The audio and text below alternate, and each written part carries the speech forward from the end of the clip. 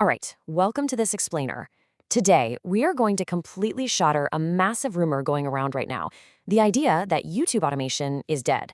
Listen, if you've heard that you can't make real money with faceless channels anywhere, you've honestly just been listening to the wrong people. Over the next few minutes, we're going to lay out the exact step-by-step blueprint to build a highly profitable faceless media brand in 2026. Let's just jump right into it. So let's address the elephant in the room right up front. Why are literally 95% of beginners completely failing at this right now? Well, it's because they're still using incredibly flat, robotic AI voices. They're scraping random stock footage, copy-pasting scripts directly from Wikipedia or Reddit, and just slapping on basic captions. In 2026, YouTube's algorithm is actively hunting these types of channels down. That lazy approach immediately triggers their demonetization guardrails for repetitive and reused content. So YouTube automation isn't over, but lazy automation absolutely is. And there's a really stark contrast between how things used to be done and how they have to be done now. Think of the old way as Faceless 1.0, that robotic, chaotic, spammy stuff that YouTube is trying to clear out. But the new era, Faceless 2.0, that's where the money is. We're talking hyper-realistic custom AI avatars, deep actual research, compelling storytelling, and premium editing. YouTube actually loves faceless channels, it just hates lazy channels. You absolutely must shift your mindset from simply running an automation channel to building a premium AI media brand if you want to survive and actually thrive. Okay, so here's our game plan for today. We're going to cover 4 key areas: high RPM niches, the professional AI tool stack, high retention editing, and finally, the 2026 launch strategy. All right, let's dive straight into section 1, high RPM niches and monetization. You know, a lot of beginners ask totally the wrong question when they start.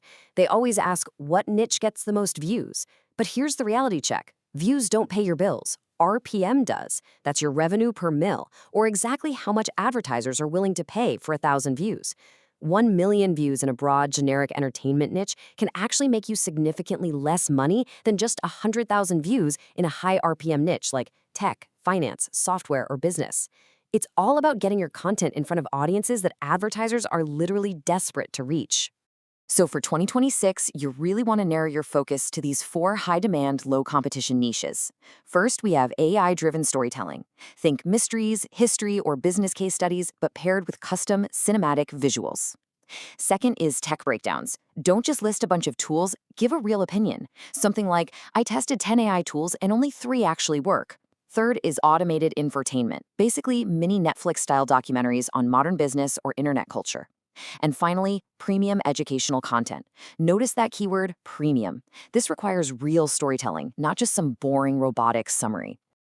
Now, a quick warning here. Even if you pick the absolute perfect niche, if you're just reading random internet facts over stock footage, you are going to fall into the infamous reused content trap and get demonetized. It's almost guaranteed. You have to inject these 5 specific elements into your content to prove your originality to YouTube's human reviewers. You need an original script, an original opinion or angle, custom-generated visuals so your video doesn't look like everyone else's, human-level editing, and a really consistent brand identity. That is literally the difference between spam and a real media business. Moving right along to section 2, the professional AI tool stack. Look, amateurs just bounce around randomly between different AI tools, and it creates this chaotic, disjointed mess. Professionals, they treat this like an assembly line. They follow a strict pipeline. You do your research, write the script, generate the voiceover, create the visuals, edit the project, and then and only then you upload. You have to make sure every single phase is totally locked in and optimized before you even think about moving to the next one. Remember, AI is your production team, but you are the director. And this brings us to the absolute biggest mistake beginners make with scripting. If you just go to an AI and type, "Write me a YouTube script," you are going to get generic, boring garbage. AI should never replace your thinking. It's there to enhance it. An expert prompt is completely different. You ask for research first, then a structured 5-chapter outline, and finally, and this is the absolute magic part, you tell the AI to criticize its own outline and fill in any missing expert details. That multi-step prompting, it's mandatory if you want writing that actually keeps people watching. Okay, so when you get to the voiceover phase and you're using premium tools like 11 Labs, please don't just settle for a flat, constant robotic voice. You have to manually dial in human imperfections. Emphasize the important words. Add a tiny pause right before a massive reveal. Speed up when things are exciting and slow it down when things get serious. The voiceover has to feel conversational and emotional, like a real passionate creator is speaking directly to the viewer. All right, let's jump into section 3, editing for high retention. There's a very simple but brutal rule when it comes to editing. If you are bored making it, your viewer is definitely going to be bored watching it. And that brings us to the number 3. This is the ultimate 2026 editing rule, the 3-second rule.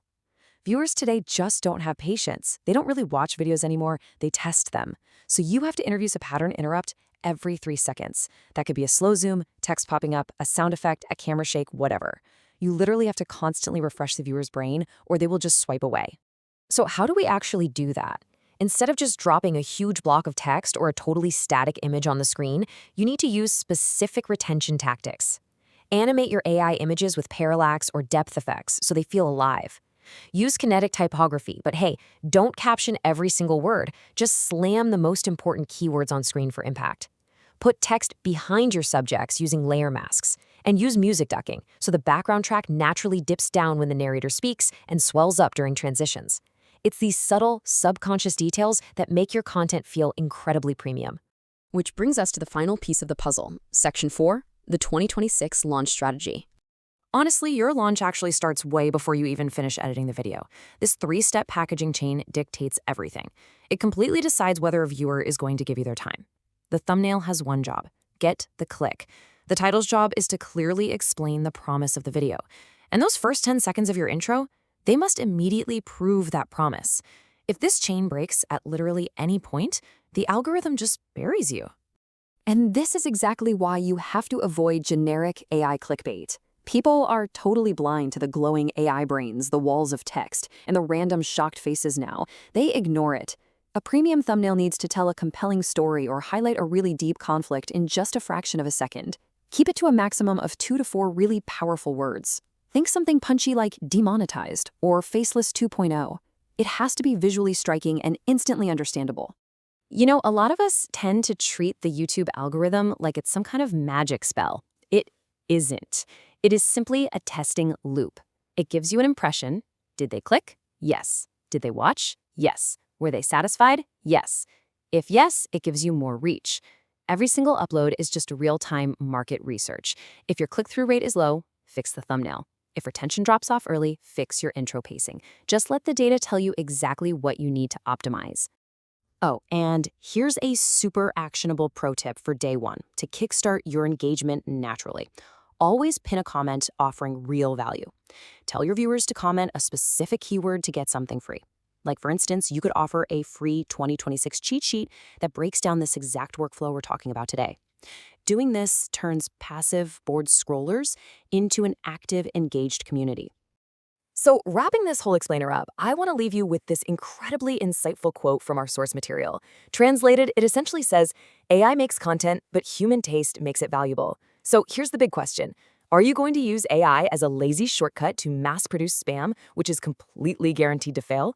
Or are you going to use it as your own personal, high-powered production team to build a genuine, valuable media brand? The 2026 blueprint is right here. What's your next move?